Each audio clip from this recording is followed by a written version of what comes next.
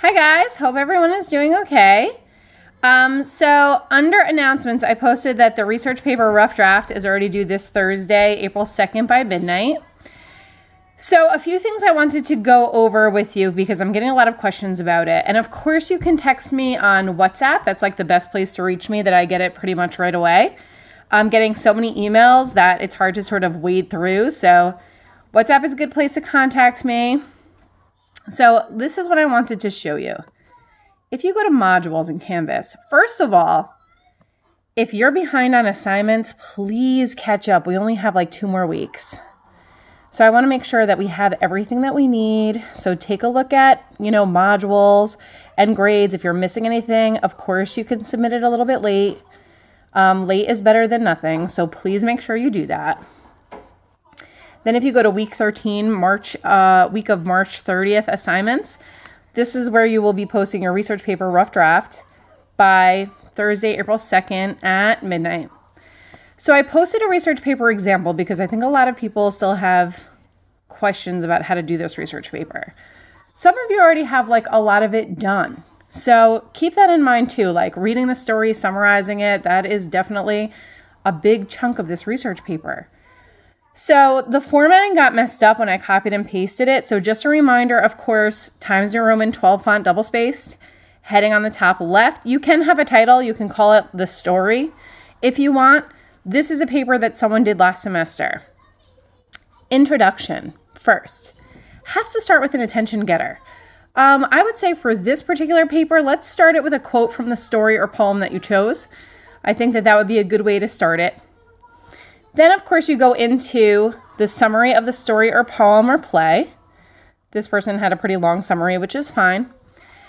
Then they went into some background about the author and when the story was published. All that's fine, too. If you want to add in that information, that's great for the intro. Background on the story, background on the poem, background on the play, the author, when it was published, the summary. That works out nicely for the intro. The last sentence is the thesis. The thesis doesn't necessarily have to be a 3-part thesis.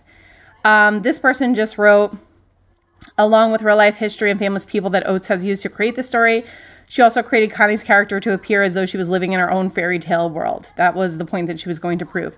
You can make it 2 or 3 points if you want. This umbrella thesis sort of worked for her, so I was just like, that's fine. The goal of this research paper, you guys, is to be creative. You read the story. You know what you think about it. Look up on Berkeley databases to see what experts have said about it under critical analyses. That was under my last video tutorial. See what they've said. See if you agree, if you disagree. Or you can try to just analyze it based on one of the critical theories, Marxism, feminism, etc. You can really be creative with this. I don't want to put you in a box of exactly what you have to do.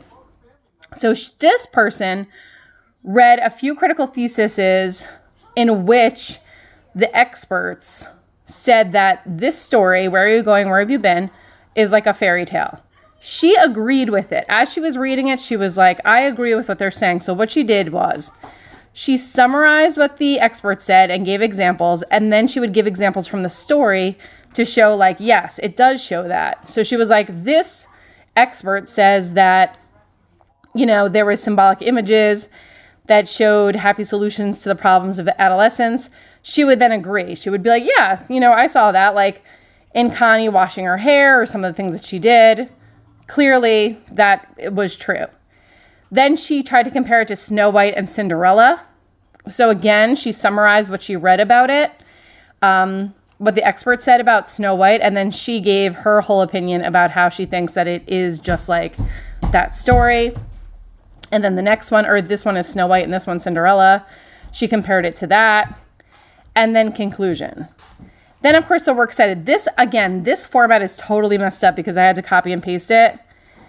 But the works cited format should be, of course, flush left. And then each line, the first line's all the way to the left. Subsequent lines should be indented 5 spaces. So here's your goal once again with this research paper. 1, don't freak out. You are going to be fine. You read your story or poem. You understand it. You summarize it, give some background on it. Then You can either apply 2 or 3 critical analyses to it and try to agree or disagree with what the experts said, or you can apply one of the theories to it. Marxist, feminist, psychoanalysis, or whatever the case may be. Be creative, think outside the box. You have, a little less than a week to do this, but you've been working on this the whole time. I know that you can do it. And don't forget, you guys, if you're missing any work, please work as hard as you can to make it up so we're all on the same page. So I'm looking forward to these research paper examples from you guys. And I am hoping, again, if you have any questions, WhatsApp is the best place to reach me. You can email me, but like I said, the emails are getting super buried. I'm getting like millions of emails a day. So let me know if you have questions and how I can help. In a lot of these cases, I have read the story. I'm familiar with it, so I can guide you in like which way to go with it. So good luck, and please keep me posted.